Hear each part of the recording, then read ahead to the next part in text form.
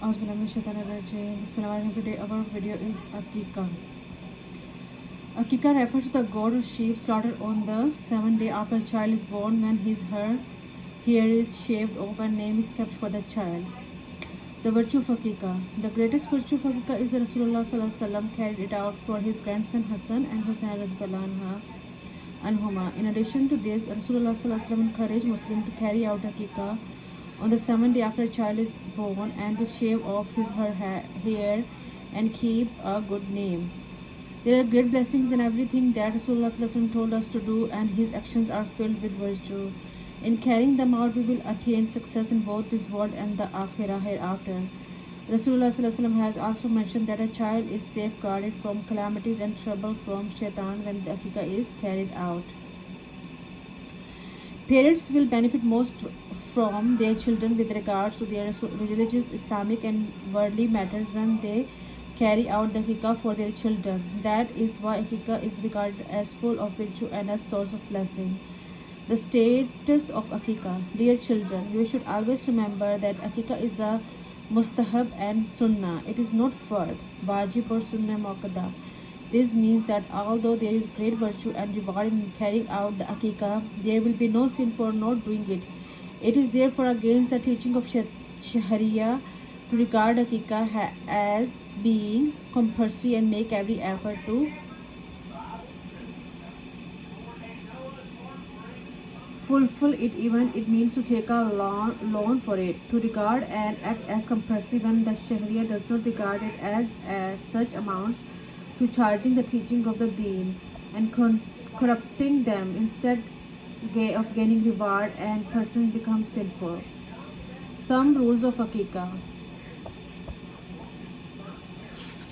Those animals that are allowed to be slaughtered for Qurbani will also be allowed for Aqqeeqa.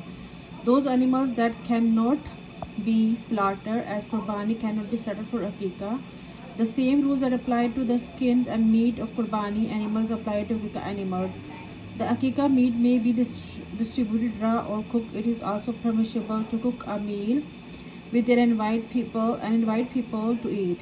The Aqqeeqa meat may be given to relatives. It is permissible to either slaughter a small animal or for Aqqeeqa, or to take a share in large animal. The Aqqeeqa for a baby boy is 2 goats or 2 sheep, or 2 sheep for a large animal. The Aqqeeqa for a baby girl is 1 goat or 1 sheep or 1 share of large animal. If a person cannot afford 2 animals or 2 shares, when a boy is born, he is allowed to slaughter 1 animal. It is best to name the child before the Aqqeeqa is made, so that the child's name can taken when reciting the Aqqeeqa dua.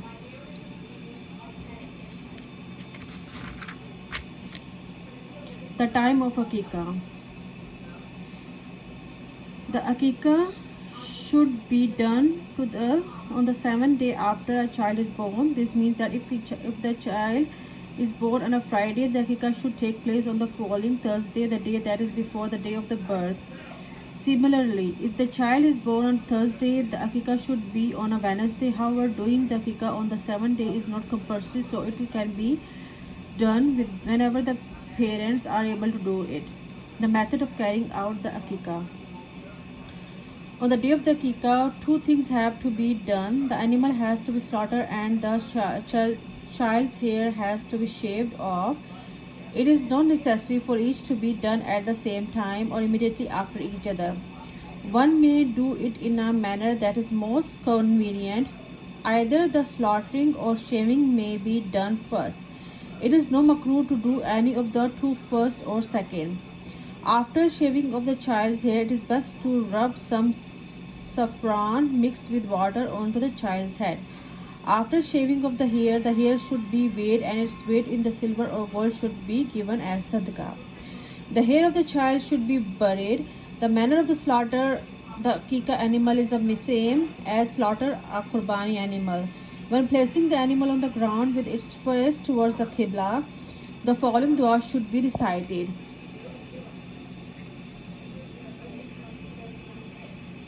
أعوذ بالله من الشيطان الرجيم بسم الله الرحمن الرحيم إني وجهت وجهي للذي فطر السماوات والأرض فطر السماوات والأرض حنيفا وما أنا من المشركين إن صلاتي ونسكي ومحياي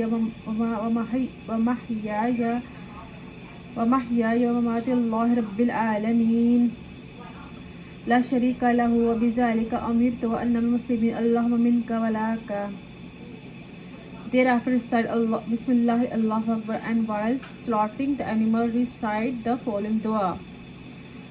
Allahumma inna hazihi aqiqatul libni damuha bidamahi walahmuha bilahmihi wa azmuha biazmihi wa jilduha bijildihi وشهرها بالشهر اللهم تقبل مني واجعل فداء لابني من النار.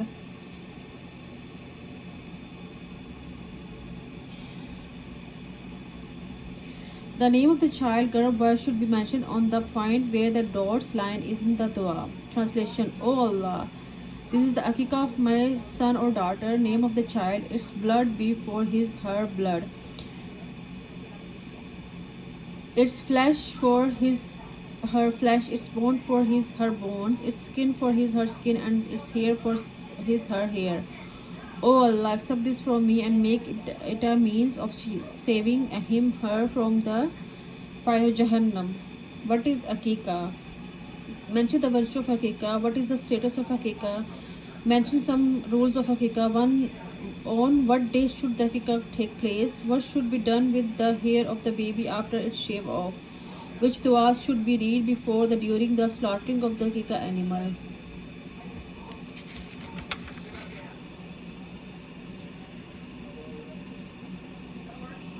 Janazza and Janazza Salah. Okay, so our next chapter is Janazza and Janazza Salah. When a person is about to die, he should be made to lie on his back with his feet pointing towards the Qibla.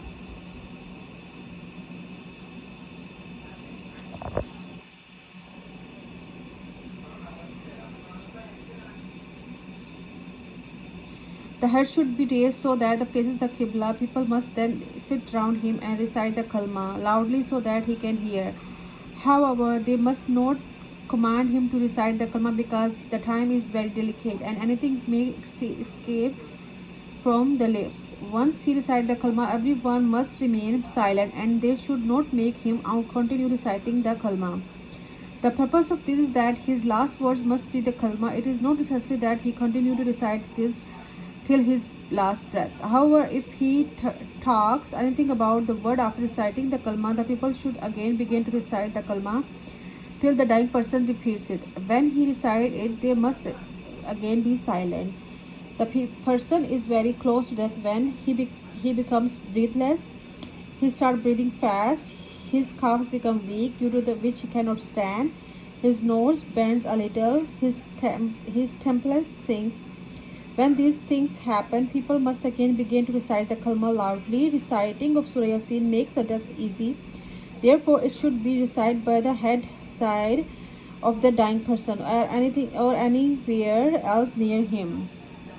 At this time, nothing must be said which will turn his attention towards the world, because at this time he is leaving this world and entering the court of Allah. Therefore, he must be told such things which turns his attention to Allah and turns his attention away from the world. This is best for the dying person. It is bad to bring the dying person, children and family before him, or tell him such things whereby his heart turns to them and is filled with their love. It is very unfortunate for a person to pass away with the love of this world in this world. May Allah save us all. Ruling: if dying person says any words of kufr, we must ignore it and think that he said this because the severe pain of death caused him to lose his sense.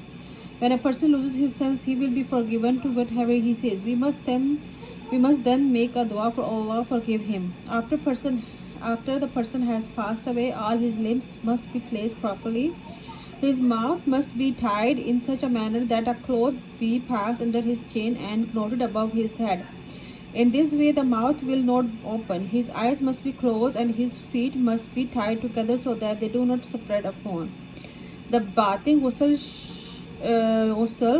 and coffin and burial must be done as soon as possible. When closing this mouth, recite the following dua: Bismillahi wa ala millati Rasulullah. After the ruh has left the body, in incense, loban, or any other fragrance should be burned near the body. Women experience hazun nafas as well as other people who are in need of ghusl must not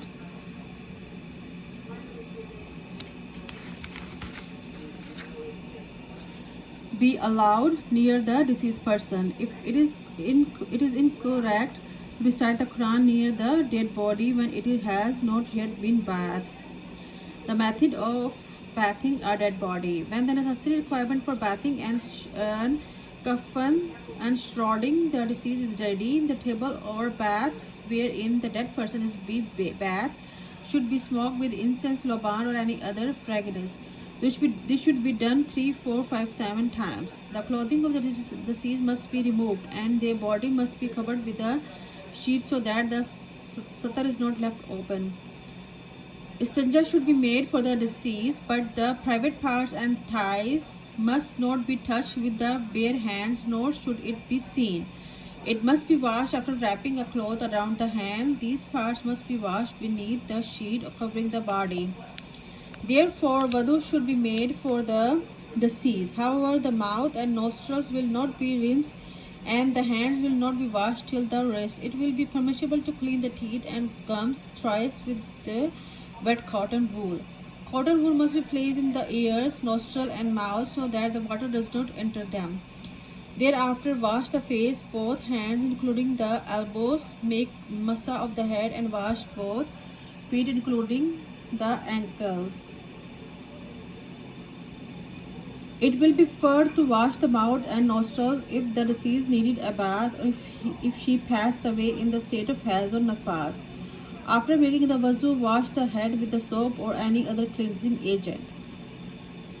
Then lay the body on the left side and wash it thrice with warm water that was boiled with the leaf of the jojoba tree. The entire body from head to toe should be washed in this manner, ensuring that the water reaches the opposite side. Then turn the body over to the right and wash the body thrice in the same manner. If such water with jojoba leaves were boiled is not available, then the plain warm water will be sufficient. Thereafter, lift the body into a sitting position and gently rub the stomach. If any impurity comes out, it should be washed away. However, the ghusl will not have to be repeated.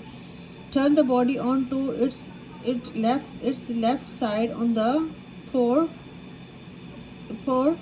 camphor water over the right side of the body from head to toe. Dry the body and then put on the coffin. This is the sunnah method of giving ghusl to dead body. It will also suffice to pour water over the body once. If any defect is noticed on deceased body during the ghusl, it must not be revealed to others. Okay, here I want to tell something. This is very important rule because I saw a lot of people when they go to the janazza, they talk about the dead people's defects, dead people's and about the if any defect in their body, they talk about it. That's not good. So let's do the next ruling. When the deceased is placed on the coffin, it should be applied to the head and beard.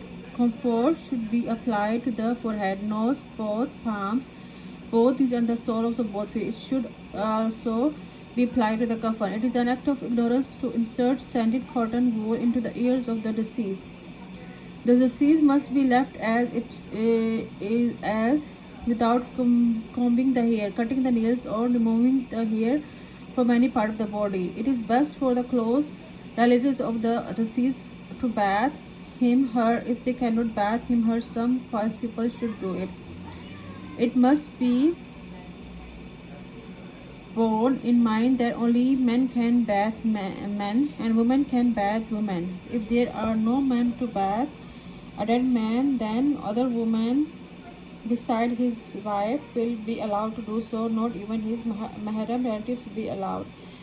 In this case, his wife will only be allowed to make the yammum for him, and she must cover his hand when touching his body.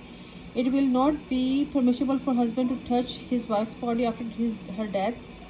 However, is allowed to see her. The following three sheets of cloth are sunnah for men's kafan: lifafa, chadar, large sheet; izar, medium sheet; kameez, kurta, short sheets with an opening for the head worn like a shirt. The sunnah kafan for a woman will be the following five sheets: lifafa, chadar, izar, kameez, Sinaban, short sheet placed from the chest to thighs for a woman; hammer or knee, headscarf. During the times of difficulty, it will be permissible to use 2 shrouds for a man and 3 for a woman. Name of sheet: size of the sheet for whom: chadar, approximately 6 inches higher than the head and 6 inches longer than the feet of the deceased, for men and women. Izhar, from the head till the feet of the deceased, for men and women. Kameez, from the shoulder till half of the calves, halfway between the knees and ankles, for men and women. Sinaband, from the under the arms till the thighs, for women only. Khamer, from the head till the chest, for women only.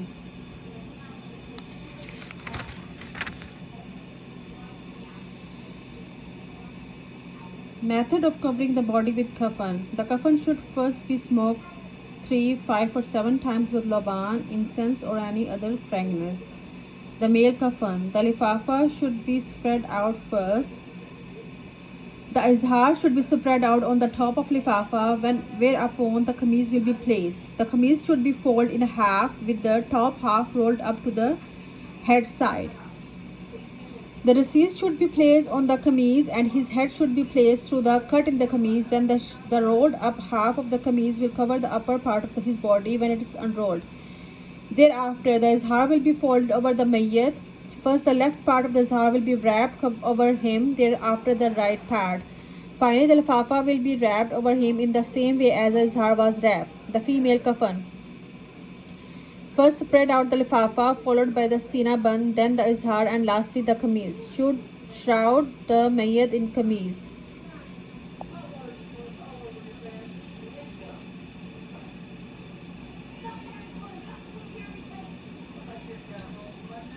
Then divided the hair into 2 parts.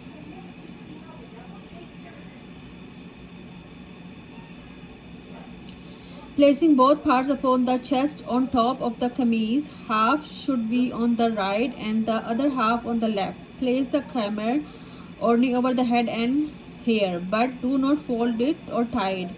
Thereafter, the izhar will be folded over the mayyat. First, the left part of the izhar will be wrapped over her, thereafter the right part. Then the sina band will also be wrapped in a similar manner. Finally, the lifafa will be wrapped over her in the same way. That is, first the left and then the right. Then 3 stripes of cloth should be used to fasten the kafan at the head side, feet side and the waist. This is done so that the kafan does not open up along the way while being carried. It is incorrect to place any dua or amulet etc. in the kafan or in the grave. Similarly, we must not place any camphor on the chest of the mayyit or any soil that is known to have curing qualities. It is also incorrect to write the kalma with some ink on the dead body. If a child was born alive and then passed away, the child will also be bathed and shrouded as above. A name should also be given to the child, and the janazza salah will be performed before burial.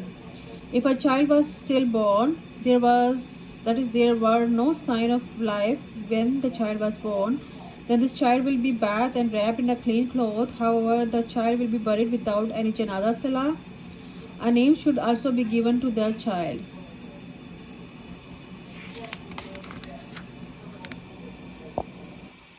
A person should be buried where they passed away.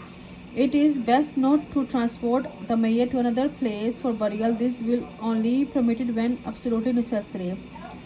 Recite the following dua when entering the graveyard. Assalamu alaikum ya ahlul qabur. Yaghfirullahu lana wa lakum antum salafna wa nahnu bil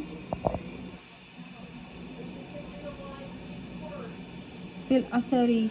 Peace be upon you, O people of the grave. You have gone ahead of us and we are coming behind you. When a person is dying, what should be prayed? Question. So inshallah we will continue our lesson tomorrow. Allah subhanahu wa ta'ala accept our good deeds.